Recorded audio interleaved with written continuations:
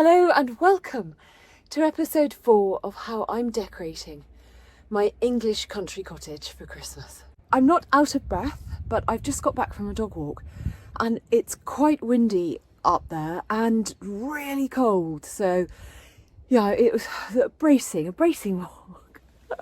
So I'm just going to crack straight on with the decorating, and I've only got two little bits of housekeeping.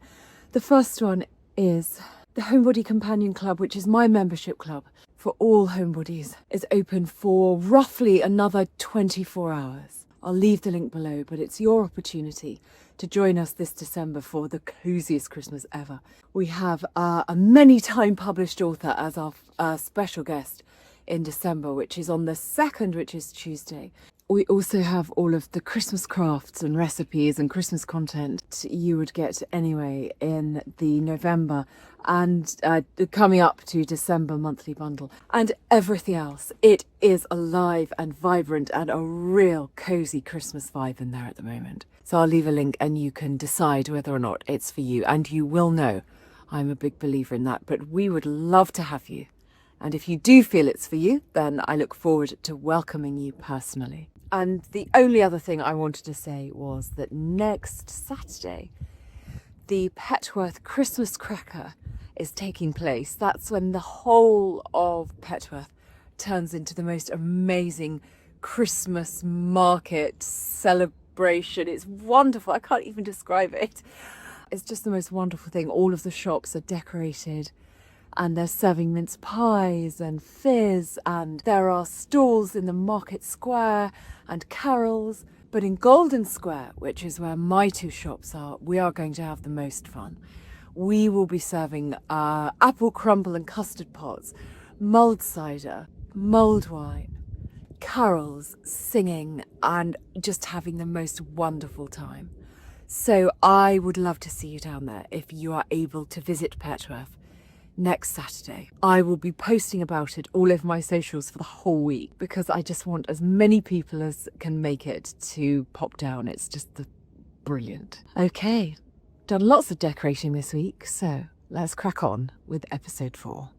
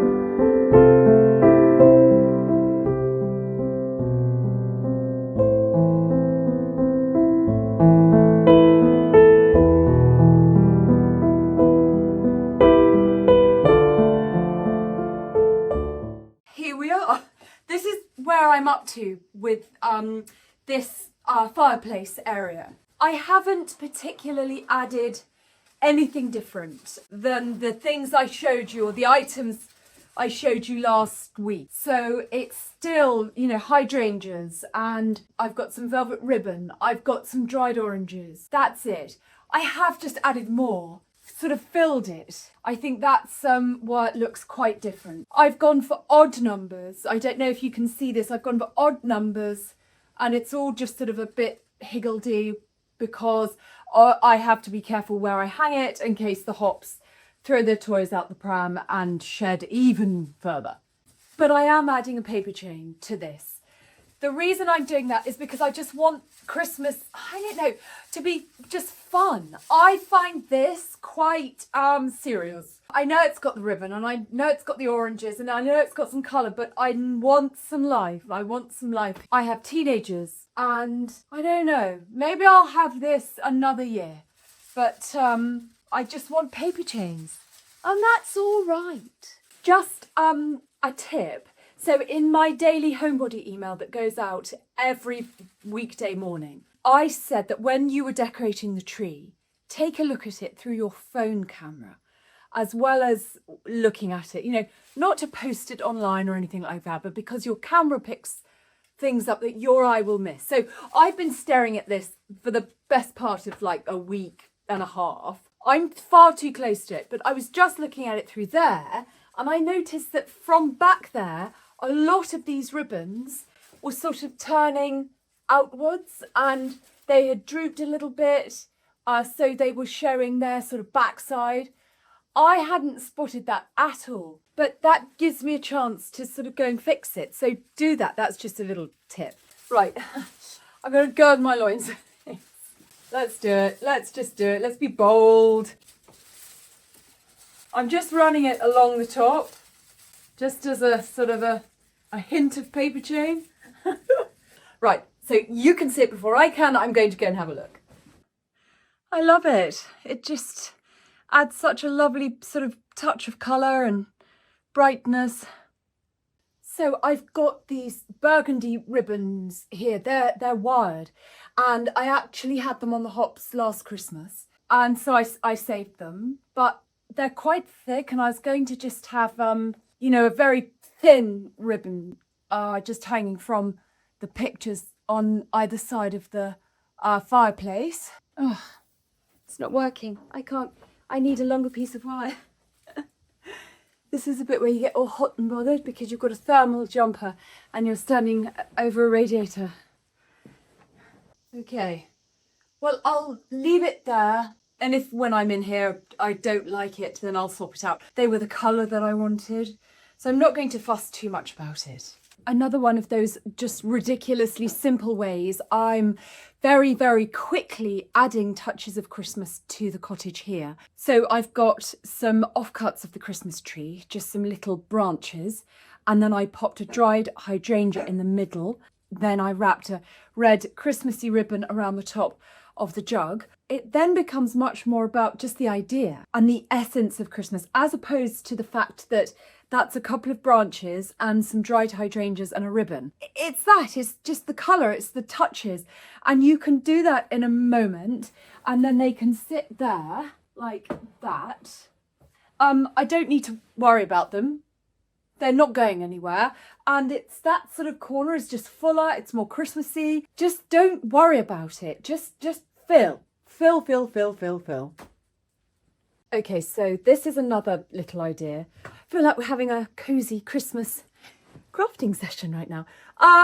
3 little bits of Christmas tree. So I told you I buy the foliage, bunches of foliage from the Christmas tree farm. It's Oxenford Farm, and it's just outside of Godalming. And I've been going there since before my children were born, depending on where I've sort of lived at the time. So now I would travel, like it takes us a while to get, like half an hour, 40 minutes to get there, but I would just go there every time because it's so wonderful. So if you're in the area, I love Oxenford. I just think they're wonderful. I'm tying these bits together, these 3 bits of foliage together with a cable tie, and I'll tell you why. You could use wire, but this is so quick to do it like this, and it holds it so tightly. So you've got your little sprig there. Then what we're going to do, so I've got this jar here. I've filled the jar with 2 things, some pine cones and some of those little LED lights that are on a wire, and we don't like that. I've got 2 sets in here. They're on a wire, and you get them in like a pack of 12 or 24. And they just sort of sit there and they're battery run. They're very, very little. But I'm making a little lantern. So I'm going to turn this off for now. Oh, gosh. You put the pine cones into the jar, and the light from the light sort of diffuses its way through the pine cone, and you know, through the glass, through the jar, and then again through the foliage that you put on the front, and it just creates this nice little lantern. So I am securing the foliage to the front of the jar just with a little bit of wire like this. They asked me once to audition for QVC, a craft segment on QVC, and it didn't go very well. Can you tell? So the greenery's there. I think it's too long, I must admit. I should have chosen a much smaller piece. But then I can just pop a little orange segment on there. Okay, so I just popped, or I threaded some ribbon through 3 of these little bells, and you can get those in craft stores in sort of multiple packets again. So they're there, and they're there, and then I'll pop that little orange back there, and then all that's left to do is to cover up this little sort of ugly bit here, which I'm going to do with ribbon. Sort of threaded the ribbon through the wire at the back of the jar just to hold it in place, because sometimes it can slip if it's on glass. I'm going to tie it quite tightly there, and then tie a little bow there. This is what the whole lantern, like I said, I think this is slightly large. I think I would have just had maybe 1 sprig or something. But this lantern here, that took me, oh well, you saw, like a minute to make. And then if I turn them on, you can kind of see that you've got a really nice glow there. Now, if you were hosting a Christmas party, I think a lot of the time, if you were hosting a Christmas party and you wanted to light the pathway up to your house, you know, in your front garden or something, or you wanted to light an area where you didn't want to have any other sort of lamps on, this is such a lovely way of doing it. A lot of the time, it's the sheer volume of these things that make them, you know, seem, I don't know, almost out of reach. So of course, if you wanted to do 20 of them, it wouldn't take you long at all. And the effect would be immense. But if you just want 1 or 2, again, it wouldn't take you very long. And the effect would be just lovely. It looks really lovely in the evening. It's a really lovely, cosy space. And it's still not finished. My poor tree definitely needs to be decorated this weekend. So here I am in the dining room. This table is starting. So let me explain the sort of Christmas table. There's lots of different table settings that I'll do over the Christmas period. This is one of them. And it's almost like, well, it's like my outfits. I sort of swap out a tablecloth, or I swap out some greenery, or some plates or something. So it's not about changing the entire thing. It's just about maybe changing the runner so that it's slightly less traditional or something like that. So this is what you'll see over the next month or so. This is the first one. So let me show you this one first. But just briefly, I'm also going to be finishing this off. As you can see, it's sort of over the top of the table. So that's quite nice because the structure is in place and I can just sort of fiddle with it. I've also got some rather gorgeous garlands that I'm going to put over the top of the mirror in here. And one of the big changes I made in this room yesterday when I was sort of clearing it all was to take the curtains down. I had some floral curtains hanging, long ones hanging in here. And they're very pretty. I don't draw them and I love the view. And I thought that they wouldn't go with the tablecloth or anything like that. And I just thought I'm going to leave this rail up and decorate the rail with a garland. So it sort of gives me the ability, ignore these, it gives me the lack of shades. You know me and the candle shades. They just don't, it's just not happening. These, by taking the curtains down, not only does it relieve me of the problem of nothing matching, it throws more light into the room, we get to the view, and I can decorate these curtain rails with fresh foliage and all of the rest. It's like I'm losing one thing but gaining something else entirely, which is beautiful. So this is the bare bones of one of my Christmas tables. I love seeing things when they're finished, and I will put the finished article on Instagram. But this particular part of the decorating process here on YouTube isn't about the finished article at all.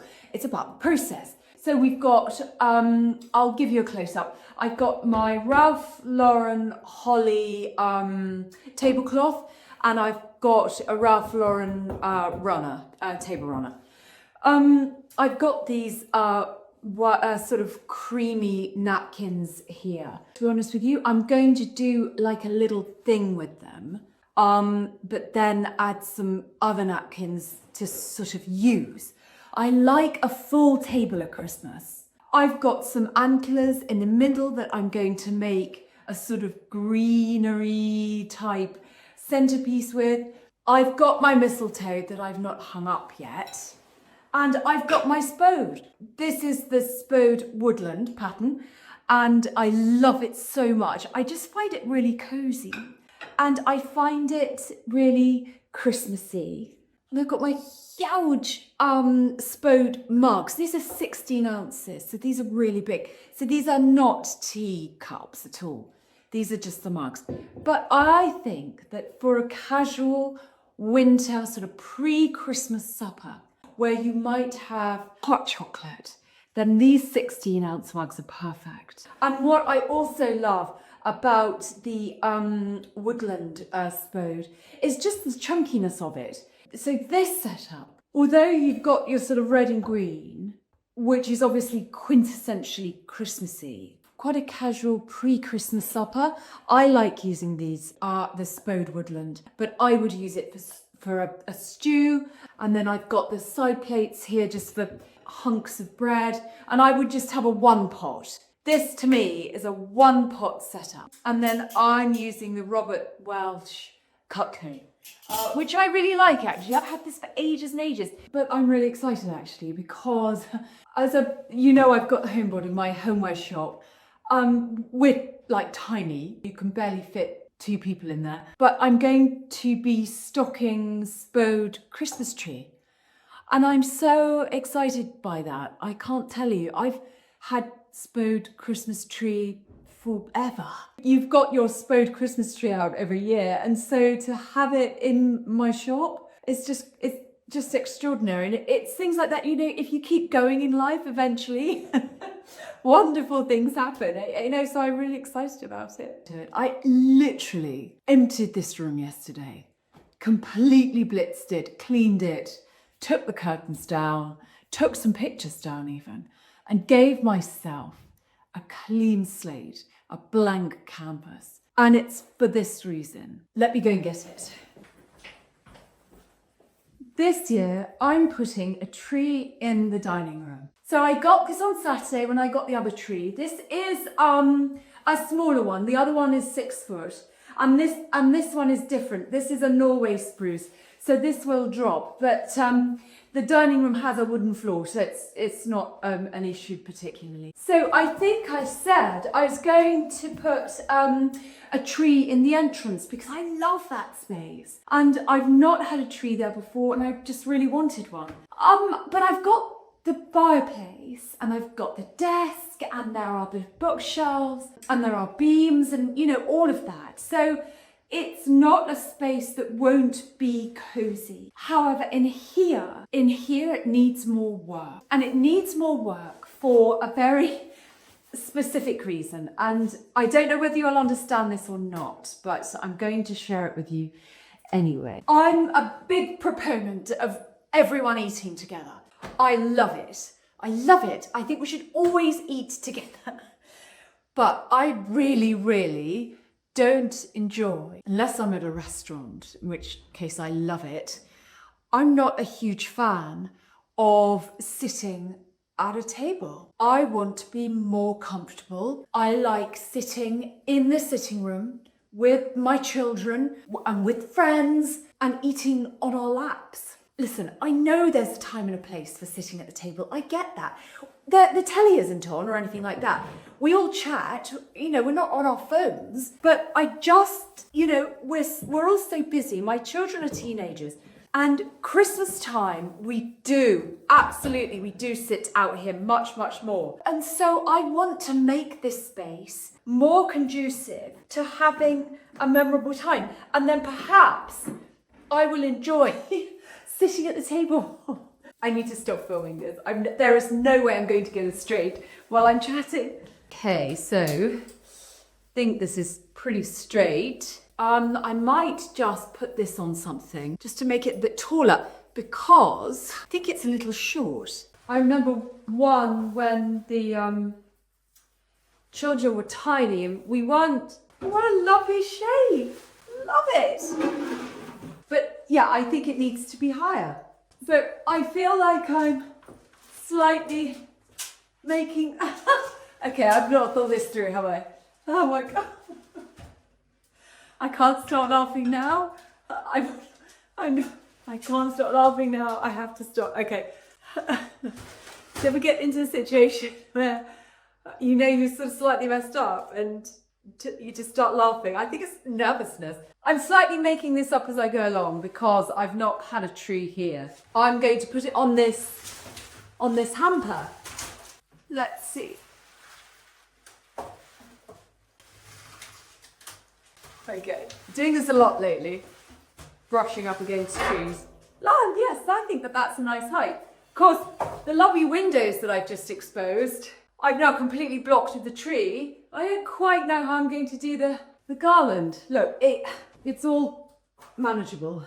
It has to be said, I like the height of it. So what I need to do now, I'm not going to light this, I'll water it. I'll get it in water. I just need to be able to pull it out so I can get here to do the garland there. Again, I'm taking you through this entire process, talking and thinking and speaking as I go and decorating as I go. But I like this here. This could be a permanent fixture every Christmas. So these are 2 of the bundles. These are the only 2 I have left. I bought 8 of them, 9 or 10 of them on Saturday. And these are the only 2 I have left. I've used them all down at the deli, decorating the outside edge of the deli, which it needs it. I thought I'd have much more. Again, just goes back to that whole thing with greenery. You don't want it to look sparse and just a bit rubbish. You always need more than you think. Don't cut branches any more than you have to. If you can use them whole, use them whole. Get cable ties, tie them together, make the fullness. Don't cut these branches off because you just want it as full and as large and as abundant as possible. Got this first piece of greenery up like this, as you can see. This piece of greenery is so heavy, it's just sort of spinning sort of round and falling down on itself. So I need a lot of cable ties tightly tied there. That's getting it, holding it upright instead of flopping down. I think it's going to be fine though, I must admit. I think it's a good idea. So 1 window done. That took 5 minutes. But I definitely need a break. I'm going to have a noodle pot. There we have the garland. Slightly curvy. I think these things always look a little bit more higgledy before they're decorated. It will look a lot more sort of uniform when it's got all of its finery on, when it's dressed in all its finery.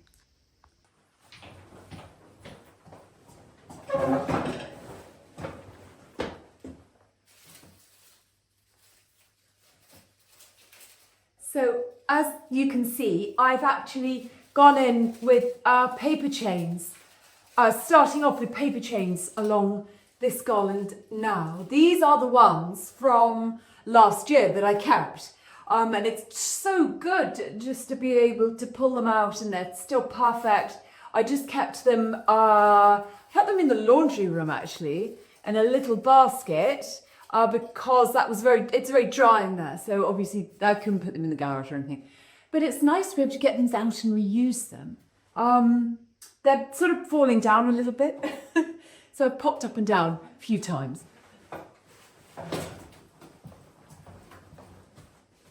I thought I'd do my outfits of the day slightly differently this week. So instead of bunching it all up into sort of one segment, I thought I'd take you through what I'm just wearing day to day, because then you get to see all of them and not just one, and I can take you through it really, really quickly. Promise. I've just been wearing a lot of skirts this week. So I've got on my Damson Madder buttermilk cotton skirt. I actually bought this in the summer, but it was interesting actually because I bought it based on the fact that they advertised it. The girl in the advert was wearing this skirt with a big black woolen jumper, and I think she was wearing boots as well. So I thought to myself when I saw it, well, this is going to be great in the winter as well. And it is. I've got tights on under here. I've got my brown leather boots. This skirt is actually quite a thick cotton. And it's great for the summer as well as winter. And I've got my navy J. Crew cashmere on here. And my, you probably can't see it, but it's a navy Uniqlo heat tag. So this is it. This is the outfit. I'm wearing gold jewellery today. I've got some gold hoops and my locket as per. But I love a skirt in the winter, and I love the fact that I can wear this cotton skirt, pockets, elasticated waist, just around the house, and I'm doing all bits and bobs. And I love this combo actually of yellow and navy. Highly recommended. Just before I show you one of my other little Christmas crafty things, what I'm wearing today, I'm wearing this Fair Isle that I've had for a long time, and I don't think you can get it anymore.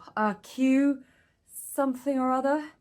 So I'll leave a link to one that I do have. It's another one. It's not this one. And I've got my Uniqlo cashmere heat tech underneath this, and then I've got my Uniqlo cords on, which are here, and they're the curved cords in the dark green and trainers because I'm running around like a loon. This is just really, really comfortable, and I just like the colours. I've been wearing these cords a lot. I like them with navy. I like them with a soft grey. I like them with like a polo neck and then a brown leather belt. I think that the slimline nature of the polo neck sort of offsets the fact that these are, you know, quite sort of baggy. No matter what size you get, they're made like that. They're curved cords. So if I'm not feeling like I want to show off in any way and I just want to bum about and be very, very comfortable, then I won't have a belt at all. I'll just have a jumper, trainers, and a thermal. Hi Terry, what are you doing? Hi Christina. It's oh, thank you. We're decorating for Christmas. We're doing our thing where we do the outside of the deli with foliage, and then we decorate the foliage and we try and make it look as Christmassy as possible. Well, it's looking beautiful. Thank you. You're doing a good job in the cold. Oh my gosh. What else have you got planned then for decor wise? I think we're going to add some more lights, we're going to add some colour, and we're going to add some bows. I'm having a bit of a bow year, and they will probably be red or burgundy, or there's a nice champagne colour that I quite like, but I think we'll just try lots and go with what works. Maybe we'll put a few up. What do you think about that, Christina? Yeah, I think it sounds brilliant. I think you just need to keep going. Oh, thank you. I believe in you. So this is one of those sort of Christmassifying things that I like to do. I think that so often we're really focused on the tree or the wreath or the garland or the mantler. And obviously they're the major sort of aspects of Christmas decorating. But the thing that I love most are those tiny nooks, those tiny corners, the details that only you might know about. Now, I think they get not missed, but maybe overlooked or prioritised for something else because we're so busy. And obviously, we're going to choose the tree over some sort of tiny corner somewhere. I get that, definitely. But I don't know, I broke it down. And this is my busiest time of year. So from the start of November until, I guess, sort of Boxing Day, I don't stop. And I've cancelled things this week, sort of social things that I was really looking forward to because it was just getting sort of out of control a little bit. And that's why the Christmas planner that you can download for free, that's why I created that in case, I don't know, in case you're the same as me, I don't know, in case this is also your busiest time of year. I took 10 minutes to do this one. And I thought to myself, well, if I could find maybe just 5-10 minutes from now until Christmas, still November, then there will be little corners that I'll have sort of tended to that I, would have forgotten. I'm waffling. But it's my candle basket. Now it's things like this. This is so easy. It's a basket with a tiny bit of greenery, like some offcuts that I cut from another big one, tied together at the top with a cable tie to make a small bunch. I've tied the foliage to the basket of a handle with this red satin ribbon, and then I've put a hessian bow. I've tied that onto there with a bauble hanger or a piece of wire or something. And then I filled it with tea lights and my long candles and tapers, and I'll put matches in there. I'm going to put this behind a tree on the windowsill, and I know that it's all there. I also know that it looks Christmassy, and it's just one of those sort of details that I don't get a chance to do. It's sort of haphazard, it's not perfect. And I'm a pretty good crafter. I wrote a book with crafts in it, but for me, it's just done. And I think the most valuable part of it was in the doing. I had the radio on, and it just gave me 10 minutes to sort of stop the chaos and make something pretty, which I'm all for, actually. And it goes back to that simple crafting thing. I will not, we could all make a gingerbread village. Let me be clear about this. You could make a gingerbread village. I've got the recipe for gingerbread. I could give you templates. I could give you the recipe. I could give you a list of equipment. We could all do this. I promise you. It's whether or not we want to, whether or not we have time to, whether or not we have the resources. So I get that. So that's why, I just had a moment to myself and did that. And for me, anyone who is disparaging about simple crafts, I find that so distasteful and just ghastly, actually. I think it's awful. I like things like this. And if you have you might want to just hang paper chains, or you might want to, and I love this, hang Christmas cards just on some ribbon or something and put those up. I just think that's wonderful. Christmas has become so slick, hasn't it? Not in this house.